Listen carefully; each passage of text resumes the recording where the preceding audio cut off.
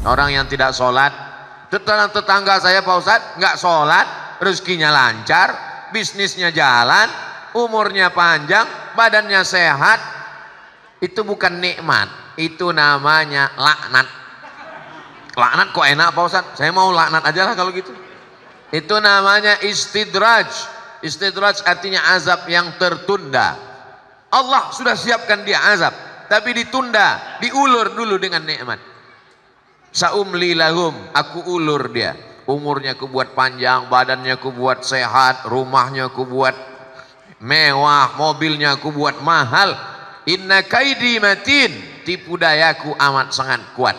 Sebagaimana mereka menipu Allah, maka mereka pun ditipu Allah dengan kenikmatan, padahal semuanya itu adalah azab. Mudah-mudahan kita selamat dari tipu daya ini insyaallah. Jamaah yang dimuliakan Allah Subhanahu wa taala, maka selalu kita dipanggil dalam azan, ayyalal falah, marilah menuju kemenangan. Pedagang yang kaya belum tentu menang, artis yang ganteng cantik belum tentu menang, ibu yang punya usaha bisnis belum tentu menang. Orang yang menang adalah orang yang mampu istiqomah sholat berjamaah. Kadang-kadang anak-anak muda ini luar biasa. Lautan kan kuseberangi, bukit kan kudaki, Masjid Darul Falah kulewati. Nah ini enggak betul. Ibu kenapa enggak ke Masjid Darul Falah? Aduh Pak Ustadz, saya mau sholat, terus tangganya banyak, tinggi ke atas, saya sudah rematik. Jamaah maklum, kenapa dia enggak ke Darul Falah? Udah tua, sakit, encok tulang. Pas ke mall ketemu. Tangganya lebih banyak di mall. Iya Pak Ustaz, tapi di mall ini tangganya jalan. Selalu ada alasan. 1001 dalil kita kemukakan. Kalau orang nggak mau ibadah, dia punya 1002 dalil. Tapi kalau orang punya kemauan, segala penghalang dia akan hilangkan. Karena tujuan dia mencari kemenangan. Kemenangan itu diperoleh orang yang sholat. Nanti akan ditanya ke kita, la tazalu qadama abdin, kaki manusia akan tetap tegak berdiri pada saat kita dibangkitkan di hadapan Allah, hatta yus'al, sampai dia disoal, sampai dia ditanya. Pertanyaan yang paling berat itu adalah masalah waktu. Apalagi di zaman sekarang, waktu kita habis oleh sosial media, waktu kita habis oleh grup WhatsApp, Instagram, TV, sinetron, drakor, sepak bola dan lain sebagainya. Kalau menang nggak apa-apa, udah habis waktu kalah pula. Mudah-mudahan timnas kita makin kuat, makin solid. Luar biasa supportnya. Pada kesempatan ini kita ingin sharing. Kebetulan saya mengunjungi keluarga saya di perumahan Bapak Ibu. Lalu kemudian besok subuh insya Allah di Masjid Az-Zikra Sentul. Kemudian setelah itu terakhir di Masjid Almarhum Kiai Haji Zainuddin MZ. Setelah itu saya pulang ke Pekanbaru Riau. Tadi malam live TV One untuk mengisi waktu supaya berkualitas, supaya dapat dipertanggungjawabkan di hadapan Allah. Apa yang bisa kita isi waktu ini? Pertama, kita isi dengan amal yang bersifat badan, yang bersifat fisik. Melangkahkan kaki ke masjid, badan. Sampai di masjid sholat, itu juga amal badan. Tegak, rukuk, sujud. Lisan juga termasuk bagian badan. Tasbih subhanallah, tahmid alhamdulillah, takbir Allahu Akbar. Masjidnya sudah bagus, sudah siap, sudah selesai. Maka tinggal kita isi saja dengan sholat berjamaah. Tidak ada kurangnya masjid ini. AC, kipas angin lengkap semua. Kalaupun mau dicari-cari kekurangan, paling-paling pembatasnya kaca. Nah, ini pembatas kaca ini artinya orang masih bisa melihat. Jadi ditutup pakai kain. Karena kalau dilihat bapak ibu tak masalah. Tapi kalau anak-anak muda dia masih melirik ke belakang. Ibu melihat kami di sini seperti melihat ikan dalam akuarium. Bapak Ibu yang dimuliakan Allah Subhanahu wa taala, tidak ada kekurangan, tinggal lagi kita datang sholat berjamaah. Adapun perempuan sholat berjamaah baik, tidak salah. Hadis yang mengatakan perempuan lebih baik sholat di rumah, lebih baik sholat di kamar, lebih baik sholat di tempat yang sempit. Hadisnya sahih, itu juga tidak salah. Kalau terjadi fitnah, maka perempuan tidak baik sholat di masjid. Tapi di perumahan ibu-ibu, bapak-bapak, keamanannya berlapis, security-nya banyak. Ustadz aja mau masuk diperiksa, apalagi maling. Nah, jadi tidak perlu khawatir. Jadi kalau sudah aman begini, silakan ibu-ibu mau sholat berjamaah, apalagi masjidnya diisi dengan pengajian-pengajian. Jangan sampai dari maghrib ke isya tidak ada pengajian. Hampa kosong, ini waktu berharga sekali, maka dibuatlah pengajian. Adapun ustadz, guru di sekitar Parung Panjang banyak sekali para habaib, para asatiz. Cuman kalau bisa judulnya dibuat berkualitas, mulai pakai spesialisasi. Malam Senin, Ahad malam Senin kami belum bisa ngaji Pak Ustadz, masih weekend, masih libur. Oke. Senin malam Selasa akidah. Akidah ini harus diperkuat, karena orang tidak diterima amalnya kalau akidahnya tidak benar. Jangan-jangan dia masih syirik, jangan-jangan akidahnya belum lurus menurut ahlu sunnah wal jamaah. Maka dikaji khusus masalah akidah. Jangan sampai akidah kita tidak betul. Kenapa kamu kelihatannya murung menghadapi tahun 2022 ini? Inilah Pak Ustadz, nampaknya CEO saya tidak baik tahun ini. Siapa yang bersio monyet, rezekinya burung beruntung Pak Ustadz. Masih percaya? Monyet aja udah nggak percaya. Dia masih percaya dengan yang begitu.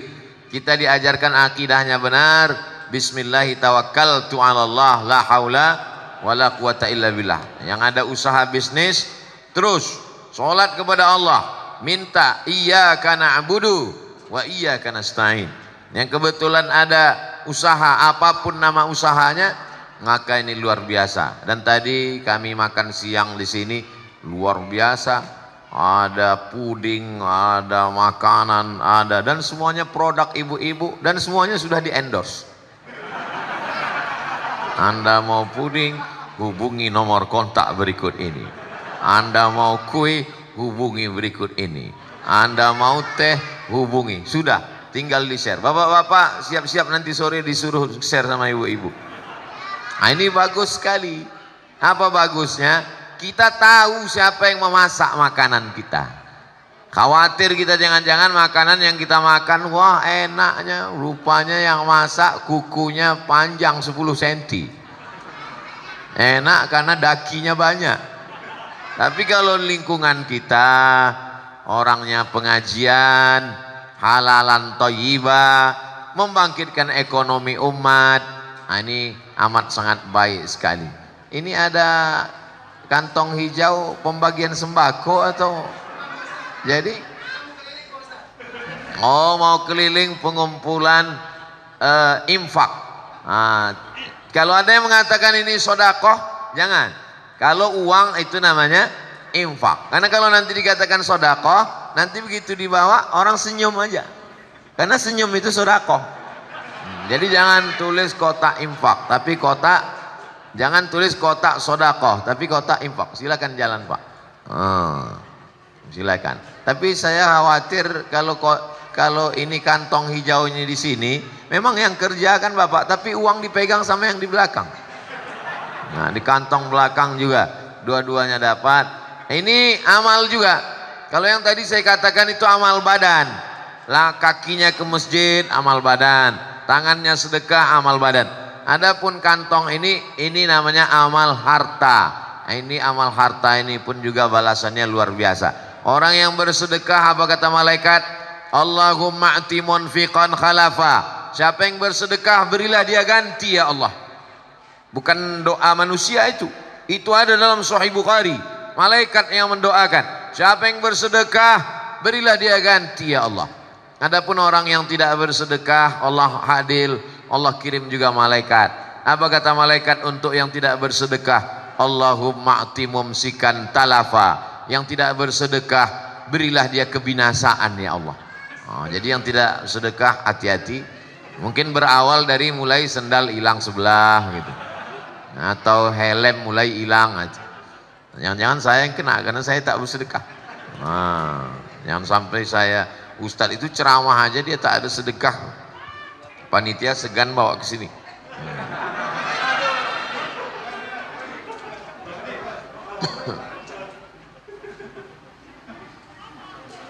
Untung bawa dompet. Biasanya saya kalau ada sedekah saya sengaja tak bawa dompet. Mudah-mudahan apa yang kita berikan hari ini, belum lagi. Masalul ladzina yunfiquna amwalahum fi sabilillah. Perumpamaan orang yang bersedekah di jalan Allah, kamatsali habbah, seperti satu benih, satu biji, ambatat sab'a sanabil, tumbuh 7 cabang, wa fi kulli sumbulatin mi'atu habbah, dalam satu cabang 100. Satu yang kita tanam tadi tumbuh 7 cabang, lalu satu cabangnya ada 100, menjadi 700. Wallahu yudha'ifu liman yasha, Allah melipat gandakan lebih banyak. Wallahu wasi'un alim, Allah akan berikan sesuai dengan kadar luasnya karunia Allah subhanahu wa ta'ala. Saya sampaikan tausiah ini lebih kurang 30 menit sebagai pengantar dialog. Nanti ada tanya jawab. Tadi saya sudah dikasih tahu Ustadz Somad, kita mau tanya jawab. Ibu bapak tinggal tulis aja di kertas. Yang mau menyampaikan langsung pakai mikrofon boleh juga. Kalau grogi, mana tahu nanti gemetar, tulis saja di kertas. Tapi kalau bisa pertanyaannya yang kira-kira menambah ibadah sama menambah amal. Jangan pertanyaannya yang tidak mempengaruhi ibadah. Contohnya bumi peta apa bulat. Nah itu tak ada. Pak Ustadz, ini ada yang saya mau tanya, Nabi Adam sama Hawa nikah pak kuahnya siapa? Itu nggak usah lah ditanya. Tak ada hubungannya dengan ibadah. Iman tidak bertambah, kualitas ibadah juga nggak ngaruh. Jadi yang kita bahas itu kira-kira yang meragukan dalam pikiran kita. Inilah yang jadi masalah Pak Ustadz. Kami kalau Ustadz nggak ada, banyak yang mau kami tanyakan. Begitu Ustadz ada, hilang. Nah, banyak yang ngomong begitu. Itu memang udah kerja setan. SOS, standar operasional setan. Dia membuat kita lupa. Rakaat sholat pun kadang kita lupa. Nama Ustadz pun kita lupa. Siapa yang tausiah tadi? Ustadz siapa? Tapi kalau nama artis sinetron Korea, ingat kita. India, ingat kita. Padahal aneh-aneh namanya. Tapi Ustadz paling mudah ingat nama saya. Qul huwallahu ahad, Allahus. Masya Allah. Amal mata itu melihat Quran. Quran di masjid kita ini bagus sekali, susunannya indah. Melihat dari susunannya nampaknya tak pernah dibaca. Wah, Ustadz ini suuzon. Ini Quran ini disusun bagus karena Ustadz mau datang. Sebetulnya maret ini susunannya kemarin. Jadi dari maghrib ke isya, manfaatkan satu malam memperbaiki bacaan. Ada yang mengatakan nama memperbaiki bacaan itu tajwid. Jawwada yujawwidu tajwidan, memperbaiki bacaan. Jaudah artinya kualitas. Ada yang mengatakan tahsin, hasana yuhassinu tahsinan, diambil dari kata hasan, baik. Dua-duanya baik. Tahsin baik, tajwid juga baik. Jangan kelahi gara-gara itu. Kamu gimana? Saya tahsin, kamu tajwid. Oh lebih bagus tajwid, lebih bagus tahsin. Terus belum mulai dua-duanya. Nah, ini nggak bagus. Ibu-ibu, tajwid tahsinnya. Kalau perempuan, gurunya perempuan. Kalau laki-laki, gurunya laki-laki. Saya termasuk yang tidak setuju kalau ibu-ibu ngaji tahsin, gurunya laki-laki. Nanti ibu menyebutkan huruf, menimbulkan fitnah. Mim mati ketemu dengan qaf. Min, qab, fa, tha, wa. Nah itu bisa menimbulkan fitnah. Namanya baik, tahsin, tapi perbuatannya tak baik. Cari guru perempuan. Ustadz sendiri laki-laki, kami pengajiannya perempuan. Kita tidak ada campur laki-laki dan perempuan. Laki-laki di depan, ibu di belakang.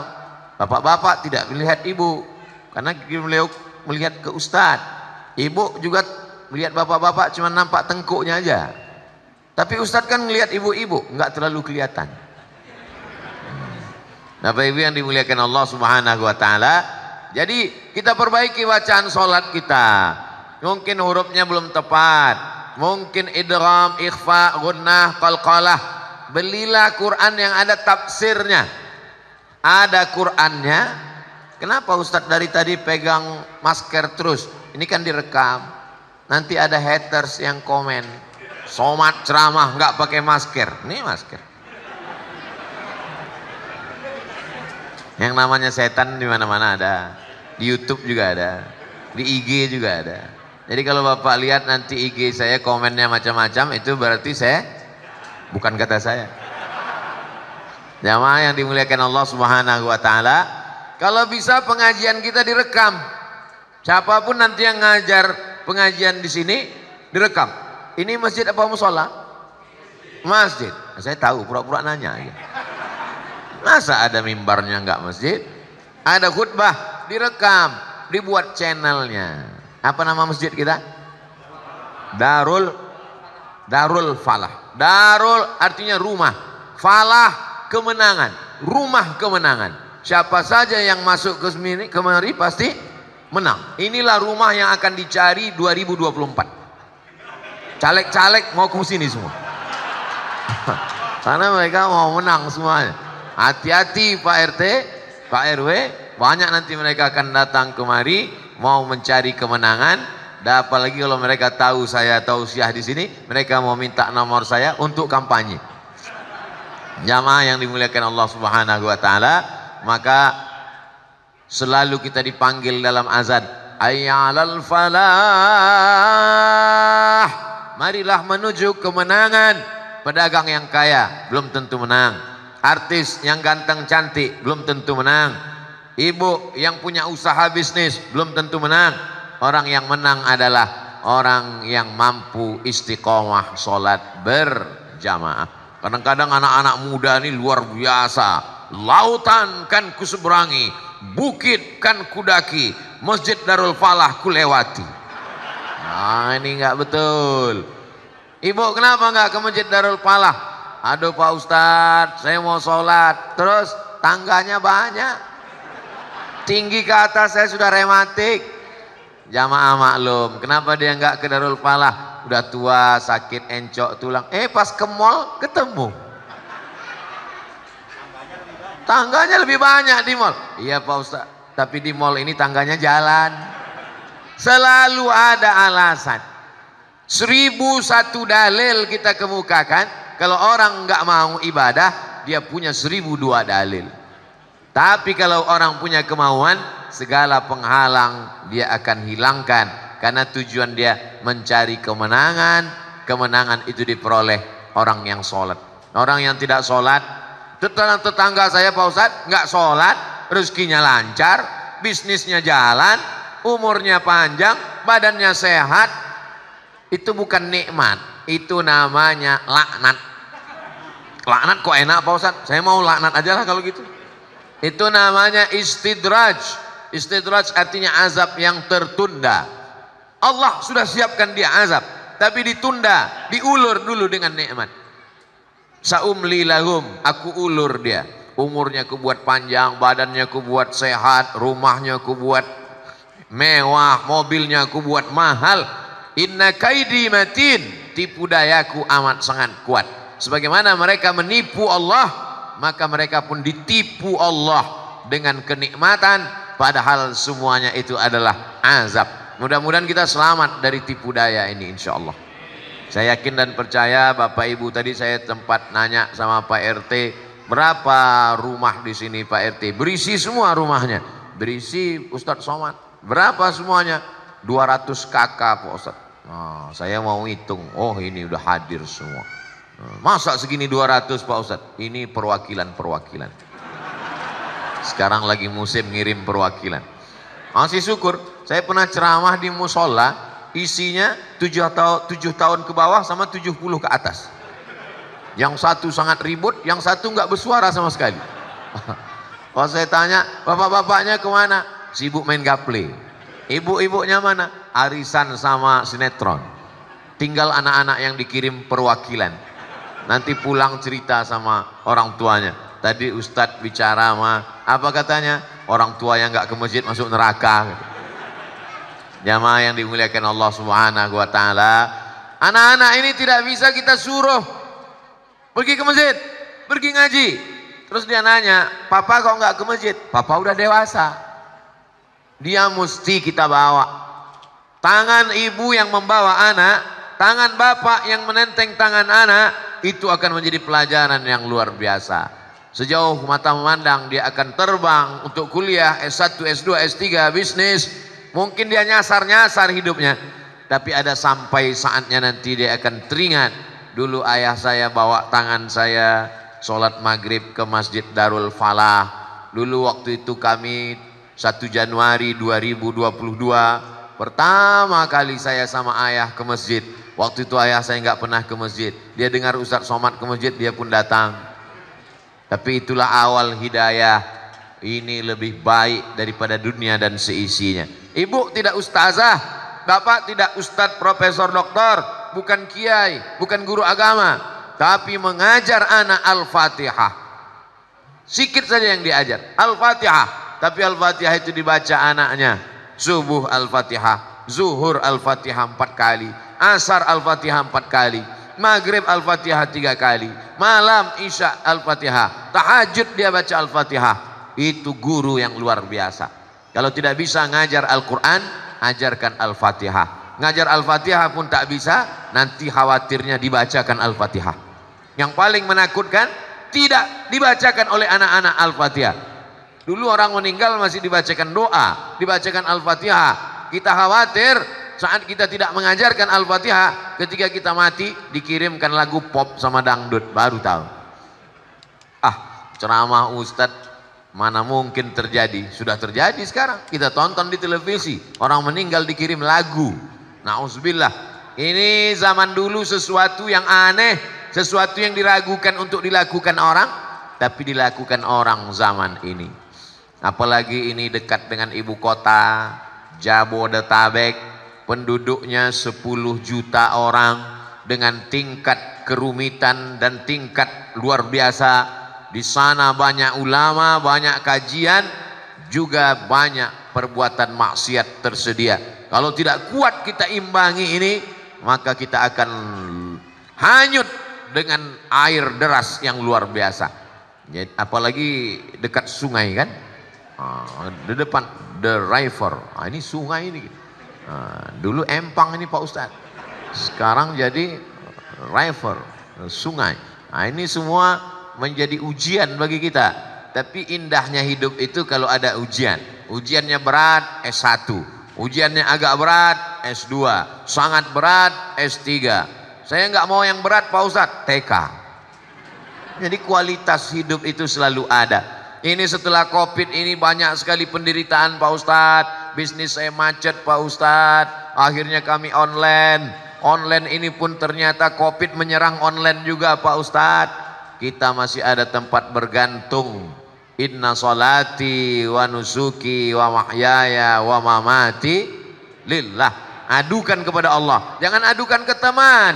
Kita adukan ke teman, dijadikannya bahan update status dia.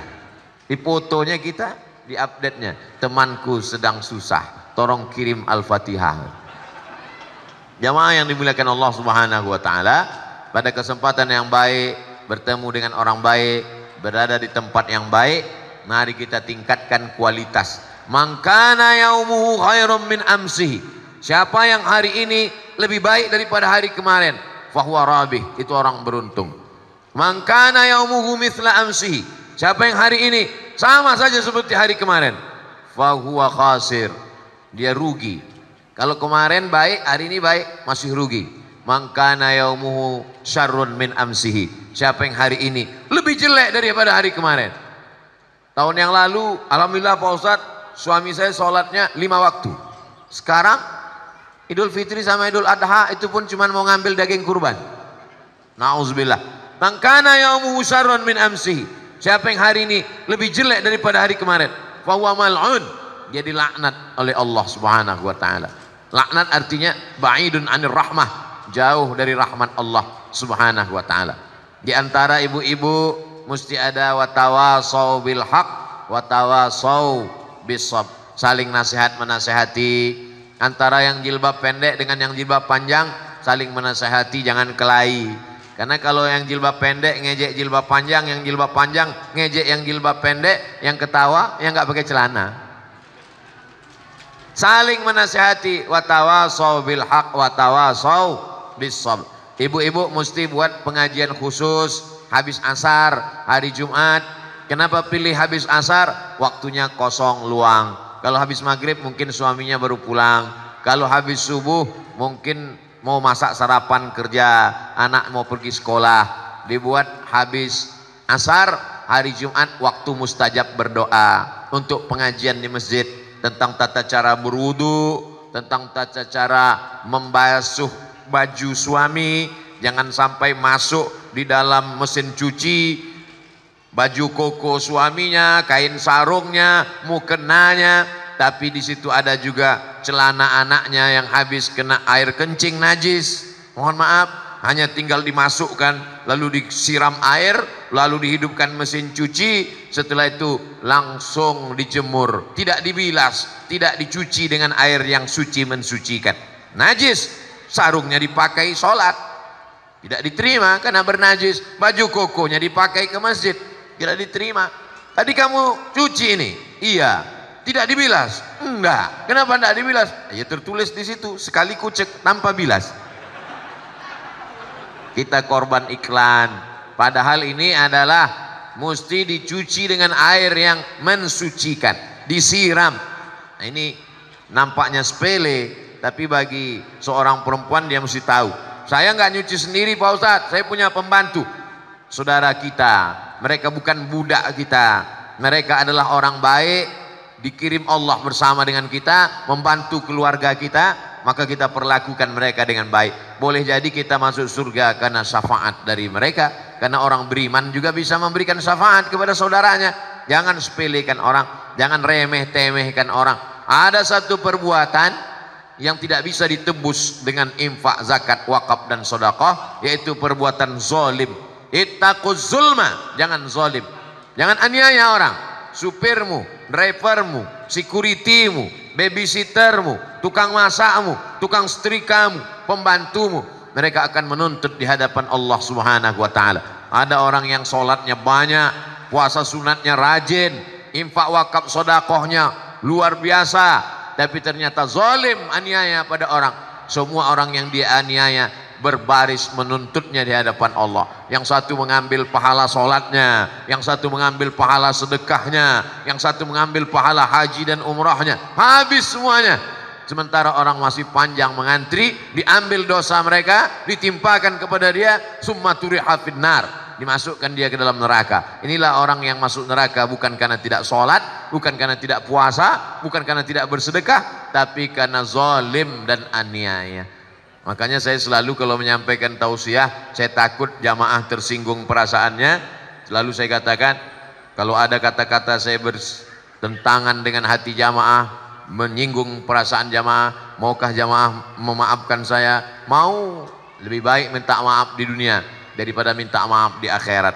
Karena mencari orang sulitnya luar biasa, mencari bapak ibu nanti di akhirat payah. Maka kita cari di dunia. Nabi saja minta maaf. Nabi naik ke atas mimbar, apa kata Nabi? Man kuntu jaladtu lahu zahran fahadha zahri. Siapa yang pundaknya pernah aku cambuk, aku sakiti, silakan balas, ini pundakku. Man kuntu syatamtu lahu irdan fahadha irdi. Siapa yang pernah aku sakiti hati perasaannya, ini harga diriku, silakan balas. Siapa yang pernah aku pinjam hutang piutang, aku pakai uangnya, maka tuntutlah kepadaku. Sahabat Nabi pun meminta Nabi membayar. Innalaka alayya thalatha darahim, kau ada utang 3 dirham ya Rasulullah. Kata Nabi, idfa ya Fadal, wahai Fadal, tolong bayarkan. Nampaknya sepele, tapi kita akan memikul kecurangan kita pada hari kiamat. Akan kita bawa. Wa may yaghlul, siapa yang curang, tipu, bohong, dusta, minjam tidak kembali, betapa malunya kita nanti di akhirat. Ada yang memikul panci karena lupa dikembalikan, memikul rantang yang sepele-sepele. Ah, itu kan sepele Pak Ustadz. Masa minjam pulpen pena pun nanti akan dipikul juga. Famay ya'mal mithqala dzarratin khairan yarah. Sebesar biji sawi, sebesar ujung rambut, kita akan dituntut di hadapan Allah Subhanahu wa ta'ala.